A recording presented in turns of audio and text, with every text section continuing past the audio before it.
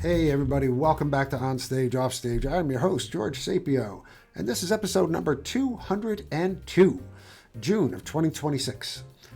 Our guest this month is Alexandra Meda. Alexandra is definitely one of the busiest women in theater. She's involved with an impressive number of programs that affect the theatrical and Latinx communities.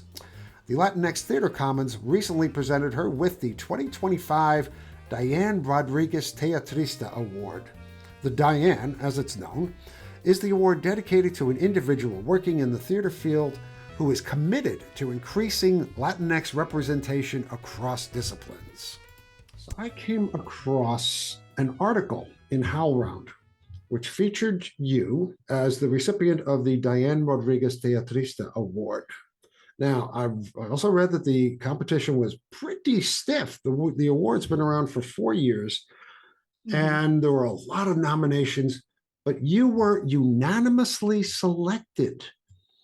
That is quite the honor. Let's talk about how that came about. Yeah, I mean, I can't speak to the inner workings of the process too much, but when they shared that it was, how do I say this without sounding ridiculous? Really easy to select me. Okay. That felt really good. And that's because I know that the committee is comprised, of course, of the previous winner from the year before, who happens to be a colleague and dear friend and loved one. We actually started being mentored by Diane at the same time. And then Diane's husband and other members of what they call Team Diane, who really helped transition her at the end and really are some torchbearers for her legacy. To know that they all had no doubts and it was really clear to them felt really good. And I think it also spoke to I had some incredible people nominate me who have experienced me really closely. And I think they were able to just speak to the hows and the whys I bring what I see as Diane's legacy every day with me. Let's talk about Diane Rodriguez. Who was she, and why is there an award with her name on Yeah. it? So Diane was this incredible force. She has this incredible story. She comes out of San Jose and that whole valley area and found theater through activism and advocacy. She was a long time member of El Teatro Campesino. She Mhm. ended up coming down to LA. Teatro Campesino traveled the whole world. They worked with incredible artists, developing their practice, their methodology of creating work. They're most famously known for Actos, but it's very grounded in an activism theater, which my organization that I joined back in 2006, 7, it comes out of that tradition, very different, but very much inspired by. And Diane just grew from there. After traveling globally, performing, creating, writing, she started producing, writing, and directing in different ways. And she formed Latins Anonymous, which was a huge, I don't want to call them an improv group, but they used comedy and improvisation to create skits and sketches. And she's worked with some huge names. She has done incredible things, was the associate artistic director for so long. It's in her theater group, was invited by Obama to join the National Council for the Arts. I mean, huge. But the things that, like, when people are like, but who was Diane, Yeah. that I immediately I think about Diane was so intentional and obsessed with holding the door open for future folks, for people who came before her but who hadn't found the resources and support. Diane was a creative thinker. One of my favorite things that she used to say was, I have endless ideas and you can't shut yourself down when they get rejected. Just come back to them with more ideas. And that always really inspired me because that's a hard thing in our business, right? It can be Yeah. so easy to feel shut down and rejected. And Diane just had this joy and this grace about her that kept her moving through all of the challenges, all the institutionalized systems that worked against her, but she just kept going. And I think that's one of the things that shaped me the most about her. It sounds like her journey. I was going to say her journey was an uphill battle, but considering who she was and what she was, the places she was working from, sounds almost like a vertical, Yeah. yeah, Yeah. fight. It must have been how many years was she active? Oh my gosh, 50 plus years. Yeah. Yeah, she sounds like so much more than a role model. She sounds, an icon is too small a word for her. How did you meet her? Oof, I think we had a couple of meetings in passing at events that I attended and like met her afterwards, panels. But I think the kind of igniting incident where we began our relationship, she had submitted her play, Living Large in a mini kind of way, Hmm. to at the time called Teatro Luna, founded in Chicago. At the time, we were still operating in Chicago. This is maybe 2008, 2009, submitted her play to our reading series where we were developing, I think, maybe 12 or 13 plays a year to consider one or more for a production. This was Now, your theater company. yeah, yeah. I mean, I didn't found it. I came to it as an intern. Which company was this? But yeah, so that's Teatro Luna. Okay. We've had many iterations since then. It was founded in 2000. I joined around 2006 and have been there ever since. It's been a wild journey. So that's how I met Diane and I produced her reading. It had really mixed kind of reactions from people because she was talking about the internalized oppression and how our own people, speaking of Latinx people Hmm. broadly, the story hinges around this sister calling essentially what is now ICE on their sister. Wow. And so it's about the kind of inward turning that can happen, right? And this is back in 2009. The issues were there, maybe not in the media in the way they are now. But because of that, actually, because of what people thought are flaws, I was really interested in developing this piece. And so we ended up moving to a full production in 2012. And through the producing of that process, I just remember one day at rehearsal, she was like, "You need to submit Luna to a NEFA." At the time, she was on one of the like selection committees for the New England Foundation for the Arts. And we didn't get it. We didn't get that NEFA, but it exposed our work to a lot of people. And in fact, then Mark Russell invited us to be one of the artists featured at Under the Radar. And I don't know if she was just like watching and testing to see how we navigated all of that. But from then on, she was a steadfast supporter of the company, of myself, of Miranda, who was in that play, just really built from there. And I essentially just started working with her pretty consistently on her projects, on supporting her as a thought partner, assistant directing. But Diane always, if she introduced me, even from like when I met her, I was like, I don't know how old I was, but in my 20s, even then, she introduced me as a friend, not as my mentee, not as this young person. And that was Diane. She was always creating this personal relationship, which I don't think enough of that happens. It was never transactional. More Yeah, of a colleague than a ranked that's right. togetherness. Yeah. Yeah, that's incredible because people usually adhere to the ranking systems is just to establish quote a pecking order and such and such. In some cases, it's painfully obvious because somebody's new and somebody is the other person has got so much experience. But to bring somebody up as a colleague, And it wasn't just me. It was, I mean, there's a lot of people who of Diane mentored so many people and was friends with so many people, and this was her ethos. And she there were ways in which I didn't even know she was shaping me at the time, yeah, right? But and she would connect all of us with each other. And so we remain in touch and supportive of each other because what Diane did was took out the performance of professionalism and the performance of show, like she just was. And I think that's really rare. you mentioned initially that when you produced her play, the audience found it controversial. I forget the word you Yeah. actually used. Who was the audience, and what were the issues that they had with it? Was a long time ago. So you were Yeah. asking a lot of me. But what Uh, I'll say is what I'll say is that so it was a Chicago-based audience at the yeah. time. Teatro Luna's audience was very intergenerational. Mhm. Our work, so it would start with the probably a college student, probably a young college woman coming, and then she would come back to the show with her mom and her grandma, and then they might bring their cousins and their dads. So even though we were an all Latina at the time, now we're all women of Mhm. color theater company, it was very intergenerational. It was very mixed gender identity. We had a lot of queer audience. We had a lot of, I would say, upwardly mobile Latina audience. Okay. And what we call la raza, the people, the working class, also was a huge component. And we loved blending that because too much in our society, I think a lot of theaters treat those groups of people as really different One is a donor pool, one is exciting to them, and one is like maybe they'll get some free tickets. They don't think they'll come otherwise. And I think that Luna was really ahead of the game back then about audience cultivation and making people who didn't traditionally feel like they were welcomed at the theater, like this is their theater. I think we were really good at that. And that came from the people who came before me. I can't take credit, but I learned a lot. But we also have a large academic audience at the time.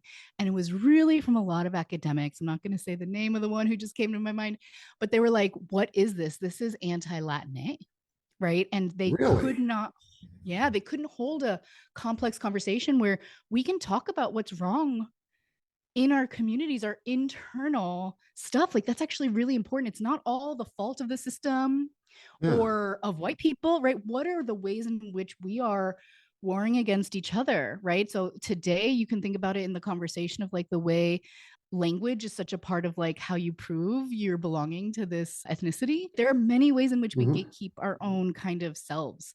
And I think this play really spoke to that. It's always so easy to focus on the problem coming externally. But when the problem seems to be, or part of the problem anyway, a contribution. Exactly. Because it's never all or nothing. To come from within, people get very, very touchy about having to look inside their own group at their own friends against the people that they hold commonality with. It might reflect back on them just a little bit, and that's touchy. It's hard. And so, that's when I always was really good at facilitating talkbacks. And we had we trained ourselves on how to talk about difficult subjects. And I think that really is where a lot of my current work actually stems from, like having to navigate audiences, having this conversation with each other post play really helped me understand, oh, wow, it's great to try to change policy and to do it. Like I do that work too. But what I really want to do is help heal this internal harm that we have that we keep throwing on each other. How do we lower our defenses? How do we build that muscle to have those hard conversations? So I think I became really obsessed with that from back then. That's that's quite a problem to go after. I mean, to get people to look at themselves, to open up, to be honest, to take really big chances when it comes to their own personal, emotional, and intellectual safety, and work that through a talkback, which is live and can go anywhere and anything can happen. That's right. I know, having sat through gosh knows how many talkbacks. I look forward to them because I might, as a playwright, learn something, and I dread the hell out of them because sometimes they're just interminable. How did you manage to navigate through that particular exercise? At the time, I would say it was very much influenced from the ethos of Luna, which is we use humor, or at the time, I would say there's a lot of changes that have happened over the years. But at the time, our main, like what we learned to perfect was to use humor as the entry point for people. We were much more satirical. I mean, the landscape, we were able to be a little bit more edgy than you are now. Everything feels like a trigger, right? But what it did is it brought down the walls for people, right? And so that was how we built our work. But it's also how we engage from the moment you walk in the room. It is a process, an intentional process of lowering your wall. So we applied that approach to everything we did, and in many ways continue to do. And so much of my facilitation practice is really about understanding it's not what's on the agenda. It is the container that you're building has to feel different to people. Yeah. And it has to be engaging. There has to be activation, right? Oh, absolutely. Yes. If there's no activation, there's no interpersonal connection, and nobody goes anywhere. It seems like so much of your work, and the research that I have done with you, I just kept coming up with this organization, which led to me to that organization, and you're looking at me like, yes, I know. But one of the things, I mean, besides Studio Luna, which I definitely want to talk about, was Culture Change Lab.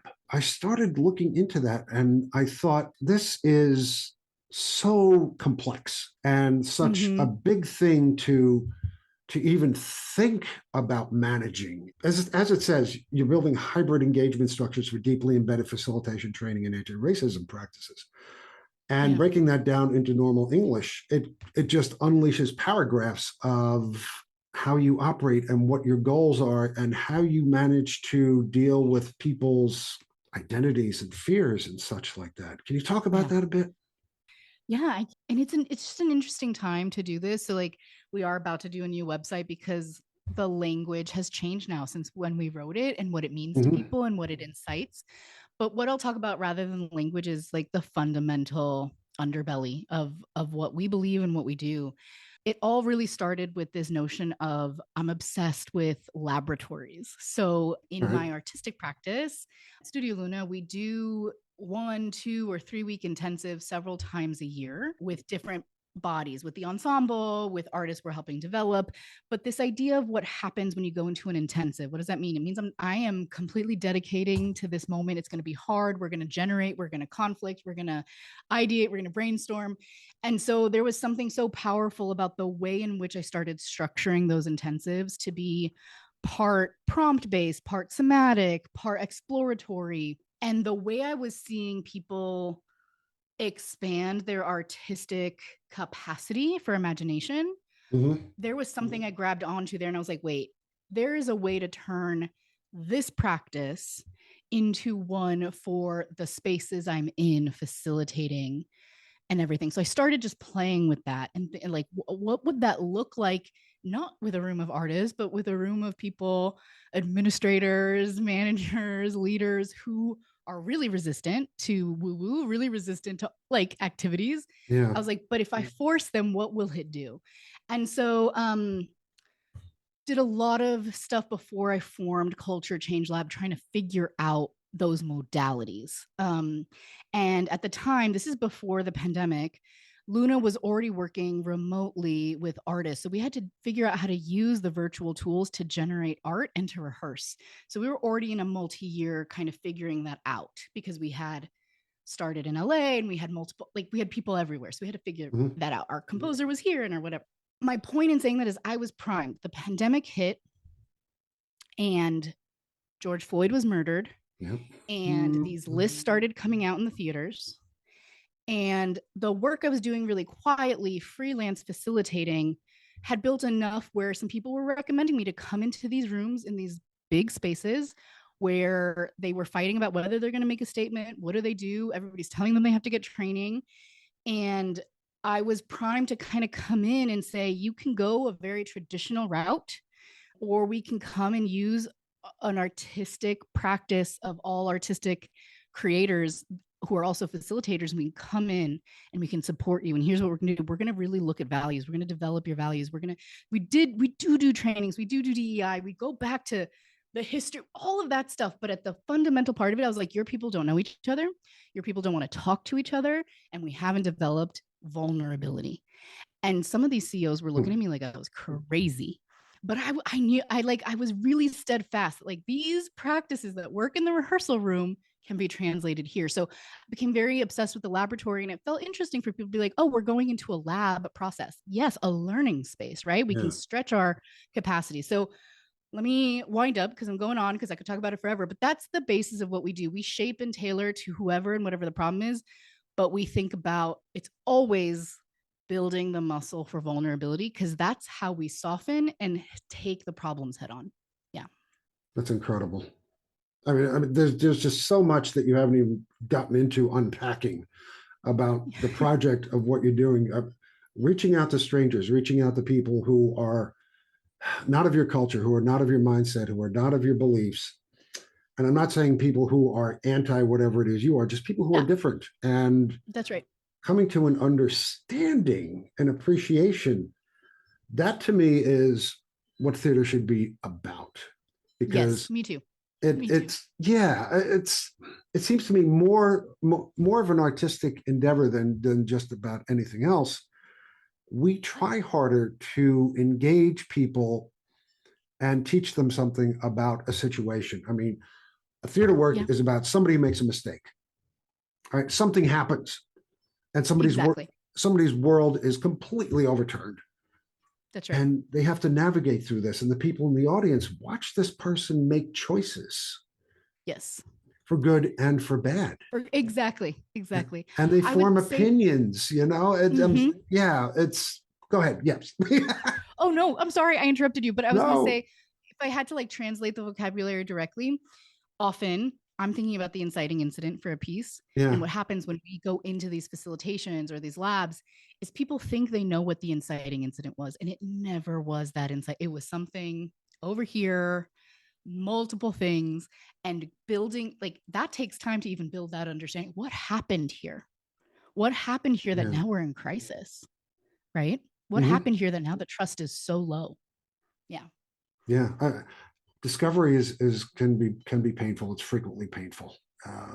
We find out things we don't want to find out. We find out things that challenge our core beliefs, which automatically kicks back to, hey, we were wrong. And it's not always the case that we were wrong. We just didn't have the correct information. We That's right. didn't know. We didn't understand. And it sounds like what you're doing with so many of your projects is trying to bridge these chasms of disconnect. Not you reading me. Come on. I feel seen. Thank you. I love Well, that language. gosh, I've been sitting here writing down questions on things that we've been talking about. Studio Luna, going back and forth. Yeah. And I want to touch on that because right now I am looking at Studio Luna's homepage, Mm-hmm. and you've got the logo up there. You've got this, but I am watching these women go through rehearsal room exercises where they're lifting something and it's painful, and they are struggling with this space substance thing that reflects something in their world. Yeah. And I am absolutely captivated by it. Mm. Yeah, and so much that is going on with Studio Luna. There's a woman in the corner who's just collapsed. She's not doing anything. And I'm Mm-hmm. wondering what's going on. And now they're screaming. Yes. Yes. Where did I just how I mean talk to me about this? I mean, Yeah. Yeah, I got you. So I think the first thing I want to just bring into the room is the rehearsal development process. It was an intensive that you're watching, was mm, for the times. And although I was the director of that project wouldn't exist without my choreographer or our choreographer mhm. and genius, Isai McKeever, who is trained in so many things that I won't even name. But what is so beautiful about Isai is what we share is understanding it, even if we're talking, so this piece, The Times, it was really launched, man, we're talking 2018. So my brain is, woo. But this was Brett Kavanaugh. This was Mhm. the young swimmer rapist, right? So there was a lot Yeah. happening in the ether, and we were responding to these moments. And so it just started with some prompts.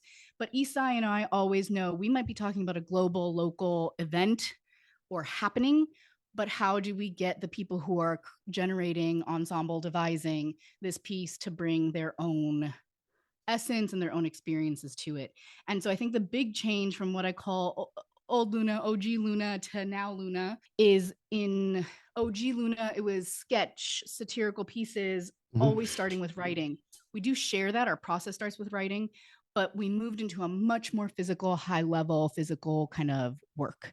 And Isai was such a big part of that. So what you see is us, we spent maybe a little time responding to a prompt that was like actually like kind of fill in the blank, and then we use multiple methodologies that we've adapted. But I think about moment work was really inspirational for us. So it was like build using some gesture, and then we refine. And so it literally 8 women in a room create a series of gestures, and we start stringing them together. And then suddenly we start playing music, and then suddenly it's this piece that we're actually understanding. We're talking about this terror, this secret terror Mhm. underneath our skin, and how to release it. And the whole thing is about how we have to perform, the way that we're viewed, and da, da, da. Like as women at the time, these were the topics, obviously, that I just mentioned we were talking about. Yeah.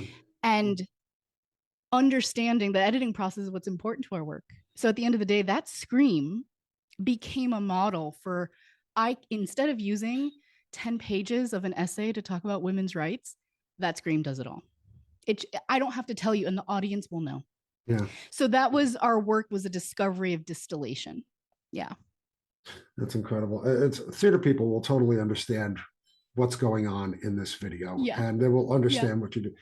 Non-theater people, those that are listening to this podcast, who haven't come across that Style. yeah, that's that style of expression, that style of discovering things, that style of acting things out that affect you, whether it's personal or whether it's national or whether it's cultural or whether it happens to be, within your community or not. It's very strange for them because they don't understand it, because they've never done it, because this is not something they have permission to do. They have not been socialized to express in that way. Yeah. In fact, we socialize people so much to, right?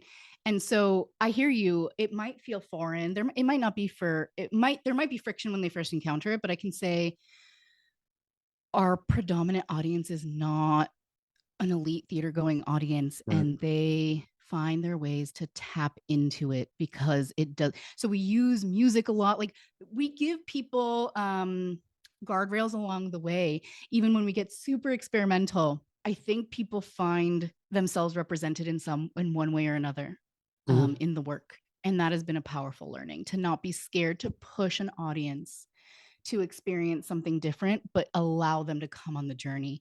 And so like we'll have a piece like the one you saw that is very intense, is very evocative. And then we're going to hit you right back with something like there's another piece that actually, I don't know if it followed this one, but it's a woman doing a monologue, running, like she doesn't stop running the whole time, running so hard she almost pees herself physically, right? But it's hilarious. And it's another version of a way to talk about the same topic, but we're going to give you breath so you can catch your breath. Yeah. In fact, the whole piece was about guiding the audience to release through their breath. And it's amazing because we were developing in 2018. We really got it almost finished end of 2019, got a big NIFA to tour it, and then the pandemic happened. Yeah. And I felt like we were, in so many ways, that would have been medicine in that time, right? What was so scary at the time was the act of breathing. So it had this, like, it was some beautiful, crazy timings. A piece that never got to see the world. Yeah. It's a shame, but there are other pieces that you have devised right. and you and your cohort have come up with, and you're constantly finding ways to speak to other people, to explain, to reach an understanding, which in my heart thinks, this is the way we achieve peace. We have to see each other's humanity. We have to see each other's humanity. Yeah. I am facilitating a process right now with a group, and they're having an issue because they didn't know that some folks in their company are Trump supporters. And some people think they need to be out because of that. And some people, it's very complicated. They're like, I'm scared. And so how do I bring this work, this exploration Luna does artistically, to the process to say, actually, no one is disposable. And let's put the fear out of the room. How do we relate when we think we can't? Because there's a way. Yeah. And I'm not talking about toxic positivity, right? Like, but I'm talking about human connection, which in itself is so tough of a thing to engage with, to engineer, to reach. We've become so hardened in our belief systems that it's so many people are just immovable, and just opening up. Again, like we said before, scary as hell. That's a huge job you've got there. Let me switch topics just for a second. I want to go back because I was going to ask this question before, and I got distracted because we went other places. The Diane, how has winning this award changed your work? Has it? It's a hard question. I think I was surprised by my reaction. It didn't, I don't want to say it didn't feel good because that sounds like ungrateful, but it brought up deep grief, right? It brought up some things I had packed away, right? Because her loss was pretty sudden. It was unexpected for most of us. I live with, and I've processed it, so it's going to sound more negative than it is, but we had a lot of projects where we were going to film these interviews and support a book of her practice and her thinking. And so there's just so many things that we kept pushing off because of time that didn't get to happen. And so I would say what the award did is reignite my commitment to figuring out how to do those things, just not only through Diane's history. So the network of ensemble theaters, we're launching this ensemble story and legacy project. We're going to collect 500 stories, practices, methodologies, and to do a book, a podcast, but really an archive for people to be able to utilize these this learning, this wisdom, this ancient wisdom, this Mm-hmm. new technology. And it's very much inspired by what I didn't get to capture of Diane, right? Like, and her desire to keep the door open and to share access is the DNA of that project. And then the other thing I got back on, because I had really put it on pause when she passed away in 2020, was me and some good friends and Luna are finally doing those interviews with all of our Latinx leaders. We have this dream that the 4 generations of working Latinx artists right now, and they have methods to come together through like the Latinx Theater Commons, but there is something we don't talk about our failures enough. And so the next generations have to like learn the lessons again. And so the idea is this kind of documentary and this project of convening these 4 generations together is we can give the next generations a leg up by saying, don't do our same mistakes. Here's the learning. And I think that's so very Diane, right? Yeah. Yes. Yeah. So those Failures are the can ways teach. I think it impacted. No, she sounds like a person who was one in a million. Absolutely.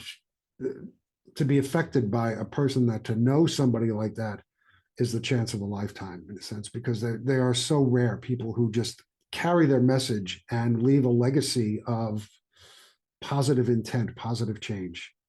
Yes. You don't run across people like that all the time. You really don't. You really don't. And it's very special. And I think the only thing I want to shout out is the 3 previous winners all exemplify different parts of Diane. So the first one, the inaugural one, Patricia Garza, one of my people I love most on this planet, a brilliant producer, brilliant thinker, but is a weaver that connects people. And then, I mean, all of them are just incredible. So I just wanted to name that what's beautiful about the award is it's supporting and amplifying in the way Diane did, people doing this work.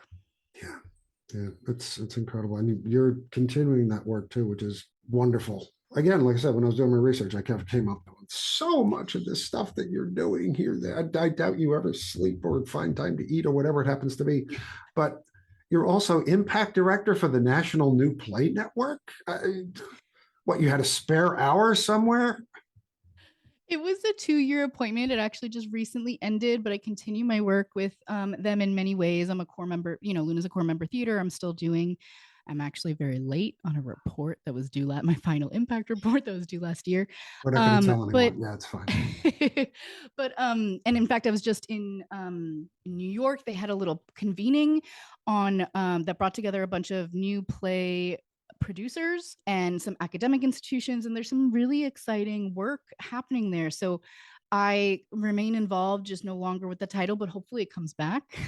We'll see what happens. It's kind of just on pause. I really believe in the power of relationship and bringing people together to work together. And I think answering the current landscape of new plays and their need to continue to move through the ecosystem is so important. And that's what NNPN supports. Yeah. Great. I have one last question for you, and then I'll let you go. And it's not an easy question. Okay, let's go. Current political situation in the country and how it affects not just you, but groups that we have always said, we use the term marginalized when I think under attack would have been better. Latinos, African Americans, persons of color, LGBTQIA folks have never had a welcoming or good time in the United States of America. And so much less so now that the government is actually sending troops out to destroy communities, to literally destroy communities, destroy families. How does your work, how do you survive? And how does your work help others to navigate this extremely dangerous point in our history? Great question. I told you it wasn't easy. No, it's wonderful. I think it's an important thing to talk about. Couple of things to maybe say. So my work personally at this moment, where I'm not directly impacted personally in this moment, doesn't mean I won't be, but I have the privilege and the access to be connecting resource to people who need it. I have the access and the privilege to support, develop, and devise ICE guides for theaters, right? There are many ways to think about how are we preparing ourselves. So Leslie Ishii was the first created the first guide that I had encountered, and we've worked together on developing it, continuing it. When we did an art equity gathering just this last fall in LA, it was something we had to deeply think about. How do we work with venues? How do we work with partners? And then everything started happening in Minneapolis this year. And sometimes it is just sending money. Sometimes it is sharing and amplifying resource. And then the other, and checking in on people, right? Like that, it goes further than you think. I think about our dear friends at Pangea, at Penumbra, at Theater Moo that are on the ground there. And they've always been at the intersection of activism and this work. And it's only more heightened. But I would say in some ways, I don't want to make it lax, but like in some ways, none of this is new. These are communities who have navigated this for a really long time and have the tools, but now they're getting broader support because it's impacting people outside of them. And so that's a horrible thing, right? We don't want to see people die, but it does build urgency and movement. And I think helping organize that is incredible. One of the things I'm super inspired by, and it really does come from the Black community, is the idea of singing for this resistance songs. There are other ways to combat using art that are powerful and are healing. And so how do I support that work moving out? So I think a lot about the ecosystem. You don't always have to be on the front lines to be supporting and changing. So my role is holding space, connecting, and organizing. So I don't know how well that answers your question, but I will say it's something I think about every day. And there's a real tangible need for resource. And so there's not a single funder I have that we haven't gone and said, disperse funds freely right now, right? That there's a real need. People have material needs that need to be met right now. I don't think there's an easy answer to the situation. I know there isn't an easy answer to the situation we're in right now, but you did answer my question extremely well, because you're making positive moves, you're reaching out, you're being comfort for others, you're aiding others, and that is what is important: maintaining the community, maintaining the reach to people you know, people you don't know, and creating a network of support, and just reiterating that you are not alone. That part. Yeah, it'd be great if somebody could come up with a cure and just say, hey, it's over, we're done.